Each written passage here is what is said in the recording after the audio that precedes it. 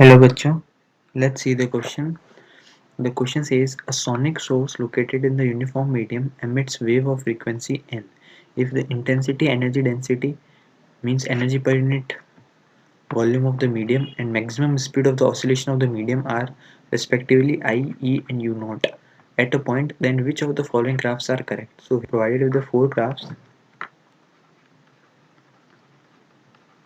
and we have to check which relation is correct. So first of all, if intensity at a point, if हमें क्या find out करना है चारों graph में कौन सा करेक्ट ग्राफ है तो सबसे पहले इंटेंसिटी एट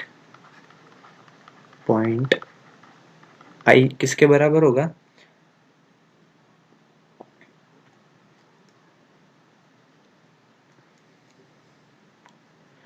आई को हम क्या लिख सकते हैं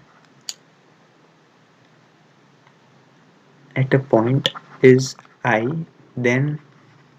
जो हमारी एनर्जी डेंसिटी होगी then energy density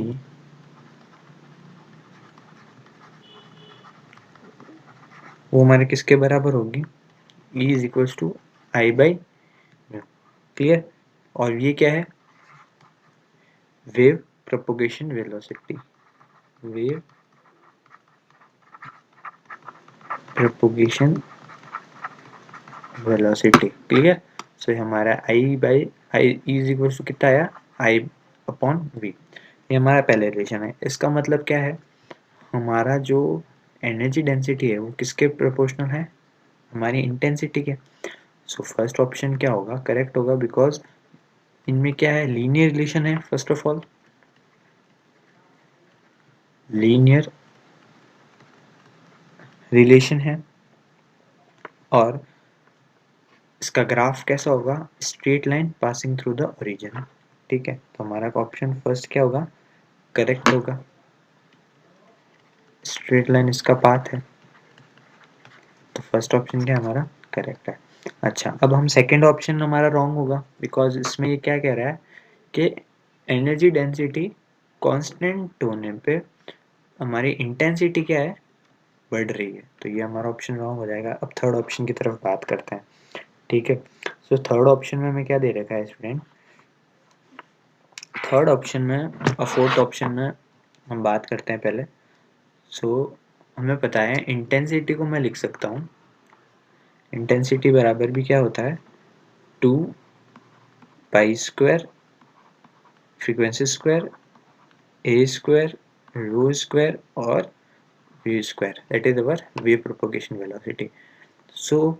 if 2 pi square a square rho square और wave propagation velocity are constant अगर ये कांस्टेंट होंगे तो हमारा आई की वैल्यू किसके इक्वलेंट होगी एन स्क्वायर के इट मीन्स आई की वैल्यू क्या हो रही है एन स्क्वायर पे जा रही है तो इसका ग्राफ कैसा होता है पैराबोला ग्राफ होता है तो हमारा पैराबोला ग्राफ कौन सा है फोर्थ फोर्थ ऑप्शन भी हमारा करेक्ट होगा अब हमें जाना है थर्ड ऑप्शन की तरफ ठीक है सो थर्ड ऑप्शन में हमें क्या होगा पार्टिकल मैक्सिमम वेलोसिटी कितनी होगी हमारे क्या पूछ रहा है यू नॉट ठीक है हमें क्या पूछ रहा है यू नॉट पार्टिकल की मैक्सिमम वेलोसिटी क्या होती है वो मैं यहाँ लिख देता हूँ पार्टिकल की मैक्सिमम वेलोसिटी होगी हमारी u naught is equals to A omega omega को क्या लिख सकते हैं 2 पाई एन 2 पाई एन तो ये हो जाएगा 2 pi n multiply by a so pi n a कितना होगा u naught upon 2 u naught upon 2 हो गया पाई एन ए हेंस हमारी एनर्जी कितनी होगी पाई एन ए की वैल्यू हम लोग यहाँ से निकाल लेते हैं ठीक है तो हमारे पास किसकी आ गई पाई एन ए की वैल्यू यहाँ से पाई एन ए की वैल्यू निकाल लो तो हमारे पास एनर्जी की वैल्यू कितनी आएगी एनर्जी की वैल्यू आएगी हाफ रो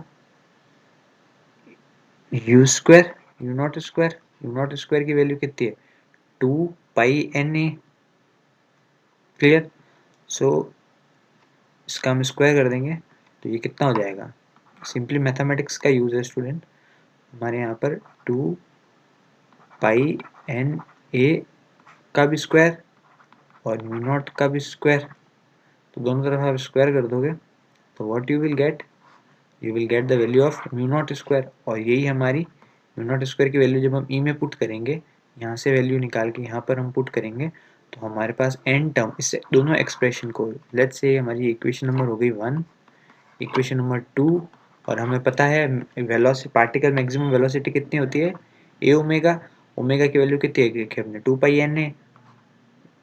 इसको पूरा सॉल्व किया। देन इक्वेशन नंबर 1 और इक्वेशन नंबर 2 को हमने मैनिपुलेट किया, इसे हमने और सॉल्व किया और वैल्यूज पुट ऑन करके हमारे पास एनर्जी डेंसिटी की वैल्यू कितनी आई, E is equals to half rho mu naught square. ठीक है, तो अब हमें पता है तो E किसके प्रोपोर्शनल है, म्यू नॉट स्क्वायर के। तो ये भी क्या है, parabola passing through the origin, तो ये भी हमारा क्या होगा, करेक्ट ऑप्शन होगा। सो आई होप स्टूडेंट आपको क्वेश्चन समझ में आया होगा। Thank you.